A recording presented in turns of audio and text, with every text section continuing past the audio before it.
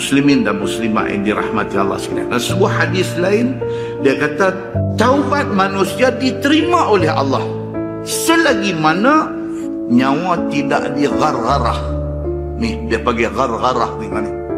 Bila orang nak mati dia nyawa bunyi dia nak habis lah. Itu dia panggil gargarah. Dalam hadis sahih ni dia kata apa? Apabila satu orang sudah duduk dalam keadaan itu, dalam stage itu, dia menyawa tak macam biasa dah, dia menyawa bunyi mendidih di rengkung ni. Pada ketika itu taubat sudah tidak diterima. Pada ketika itu segala benda yang dia buat sudah tutup.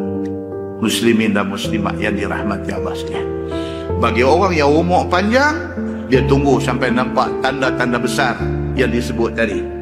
Bagi orang yang mati sebelum dia mai tanda-tanda besar kiamat, dia boleh bertaubat selagi nyawa dia tidak digargar.